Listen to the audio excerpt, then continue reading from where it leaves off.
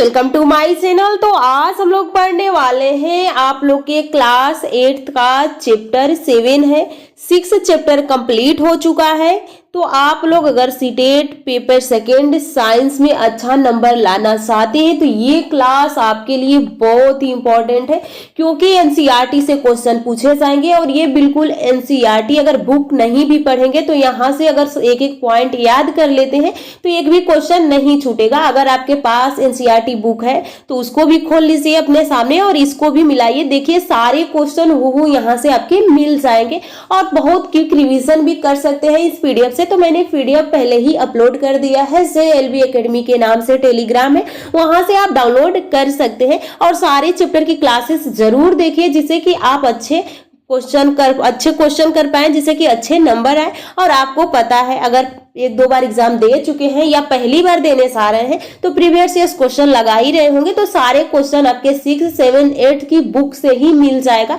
हल्का फुल्का आपको 9, 10 का भी थोड़ा बहुत पढ़ना होगा। तो जब हम लोग का ये कंप्लीट हो जाएगा तो हम लोग उसको भी जहां जहां से क्वेश्चन पूछा जाता है तो उसको भी रिविजन कर लेंगे, पढ़ लेंगे। लेकिन पहले जहां से मेन क्वेश्चन बनते हैं उनको पढ़ना बहुत जरूरी है, तो इसलिए आप लोग पढ़ना स्टार्ट कर दीजिए। तो चलिए आज का हम लोग के चैप्टर का नाम आप देख भी लीजिए एक बार। इस तरह से हमने इससे पढ़ने वाले हैं, क्योंकि हर लाइन से ये एनसीईआरटी एग्जाम्पलर भी आपको मिल रहा है, यानी आपको कहीं भटकने की जरूरत नहीं है। साइंस के लिए मैं बता रही हूँ। तो देखिए ये एनसीईआरटी एग्जाम्पलर है, चाहे तो इसको आप डाउनलोड कर सकते हैं। एनसीईआरटी के वेबसाइट पे जाएंगे तो वहां से ये एनसीईआरटी एग्जाम्पलर डाउनलोड कर लेंगे। तो यहाँ पे हम जो है आपका क्वेश्चन भी है, यहाँ पे आंसर भी है और उसके बाद उस बुक का ये थ्योरी है। तो चलिए हम लोग थ्योरी ही स्टार्ट करने वाले हैं। तो आपके चैप्टर का नाम है किशोरावस्था की। और तो चलिए हम लोग देखते हैं कि किशोरावस्था एडोलेसेंस होता क्या है। तो अगर आप पहले की जितनी भी क्लासेस हैं नहीं देखे हैं तो आप लोग जरूर देख लीजिए। तो चलिए देखिए हम लोग देखते हैं किशोरावस्था, यानी किशोरावस्था कब स्टार्ट हो जाती है। तो जब ये किशोरावस्था 11 साल से 18 या 19 साल चलता है। जब एक लड़का या लड़की 11 साल से ऊपर के हो जाते हैं तो उनको अब कहता है ये किशोरावस्था में आ चुके हैं। तो देखिए इसमें क्या कहा गया है, इसमें कहा गया कि जीवन काल का वो अवधि जब शरीर में ऐसे परिवर्तन होते हैं जिससे जनन परिपक्वता आती है। जैसे अगर फीमेल है तो उसमें एमसी साइकिल स्टार्ट हो जाता है, मेल है तो उसमें स्पर्म बनना स्टार्ट हो जाता है। तो वही कहा गया कि किशोरावस्था का समय 11 वर्ष से 18 अथवा 19 वर्ष तक होता है। किशोरों का टीनेजर्स भी कहा जाता है, नहीं टीनेजर्स अगर पूछ लिया जाए कि टीनेजर्स किसे कहते हैं और ऑप्शन दे दे तो आपको पता होना चाहिए कि किशोरावस्था को ही कहते हैं। आगे देखिए यहाँ पे देखिए लड़की में लड़कों की तुलना में 1-2 वर्ष पहले प्रारंभ हो जाती है किशोरावस्था। आप लोग देखे होंगे अगर एक लड़का है और एक लड़की, यानी एक गर्ल है एक बॉय है, दोनों एक ही एज के हैं, तो सबसे पहले लड़की बहुत तेज लंबी हो जाएगी, बड़ी यानी देह से हुष्ट पुष्ट सबसे पहले लड़की हो जाती है लड़कों की अपेक्षा। तो वही कहा गया है कि लड़कियों का 1-2 साल पहले ही किशोरावस्था स्टार्ट हो जाता है। आगे देखिए इसमें क्या कहा गया, किशोरावस्था में होने वाले अनेक परिवर्तन प्यूबरिटी के संकेत होते हैं। जैसे लड़कों में है दाढ़ी मुछाने लगेगी, आवाज भारी होने लगेगा। लड़कियों में है उन लोग का MC cycle, menstruation cycle start हो जाएगा, स्तन का विकास होने लगेगा और जो बोली होगी मधुर होने लगेगी, उन लोग का फेस चेहरे अच्छे लगने लगेंगे।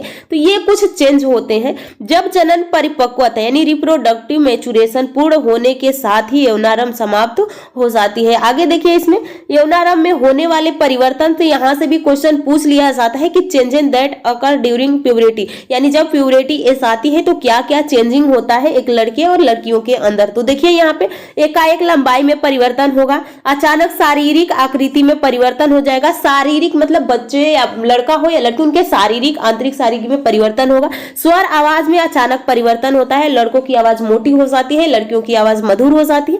इसमें स्वर तंत्र अथवा लैरिंग्स में वृद्धि हो जाता है। आपको यहाँ पे गला पे देखेंगे तो छोटा सा गोल का दिखाई देता है, तो वो लड़कों में बड़ा होता है इसलिए उनकी आवाज मोटी हो जाती है। लड़कियों में छोटा होता है इस कारण लड़कियों की आवाज मधुर होती है। आगे देखिए इसमें क्या कहा गया है, स्वेद एवं तैली ग्रंथियों का क्रियाशीलता में वृद्धि, जनन अंग का विकास हो जाता है, मानसिक बौद्धिक एवं संवेदन परिपक्वता आ जाती है। यहाँ पे देख सकते हैं यही है एडम एप्पल। एडम एप्पल ये लड़कों में बड़ा होता है, लड़कियों में छोटा होता है, जिससे कि लड़कों की आवाज मोटी हो जाती है। आगे देखिए इसमें क्या कहा गया है। ये पीडीएफ मैं तो एक एक बार मैं आप लोग को पढ़ा रही हूँ, फिर आप लोग को इस पीडीएफ को रिवीजन जरूर करना है या एक दो बार क्लास देखिए जिससे कि आपको क्लास में ही याद हो जाए। अगला है आप लोग का गौड़ लैंगिक लक्षण यानी सेकेंडरी सेक्स कैरेक्टरिस्टिक्स, यानी सेकेंडरी लक्षण क्या क्या आ जाते हैं। तो यहाँ पे देख सकते हैं, यहाँ पे लड़के एवं लड़कियों की पहचान जिस लक्षण से होता है उसे गौड़ लैंगिक लक्षण कहते हैं। यौनारंभ के साथ ही वृषण यानी मेल में पाया जाता है। पुरुषों में हार्मोन टेस्टोस्टेरॉन का स्रावण हो जाता है।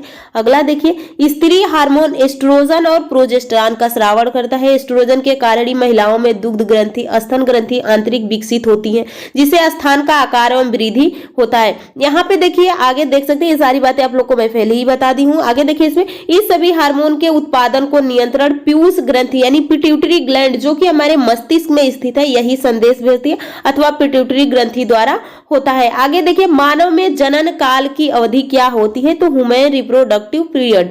यहाँ पे देखिए स्त्री में मेनोपॉज और मीनार्क से क्वेश्चन पूछे जा चुके हैं तो ध्यान दीजिएगा। स्त्री में 10 से 12 वर्ष में स्टार्ट हो जाता है उसे हम कहते हैं मीनार्क, और जब 40 से 45 वर्ष की हो जाने के बाद ये बंद हो जाता है उसे हम कहते हैं मेनोपॉज। हो सके तो इसको लिख लीजिए। देखिए स्त्रियों में पहचान ऋतुस्राव रजोधर्म 10 से 12 वर्ष को रजोदर्शन यानी मीनार्क कहते हैं। यहाँ पे स्त्रियों में अंतिम ऋतुस्राव जो ऋतुस्राव होता है 45 से 50 वर्ष को रजोनुवृत्ति मेनोपॉज कहते हैं। आगे देखिए, एक स्त्री से दूसरे यानी यहाँ पे कहा गया कि एक ऋतुस्राव से दूसरे ऋतुस्राव अर्थात मासिक चक्र समय 28 से 30 दिन में एक बार होता है। पता है हर लड़कियों के अंदर ये प्रोसेस चलता है। सब लड़कियां 12 से 11-12 साल की हो जाती है तो हर महीने 28 से या 30 साल पर उनके प्राइवेट पार्ट से ब्लड आना स्टार्ट हो जाता है यानी मेंस्ट्रुएशन साइकिल स्टार्ट हो जाती है।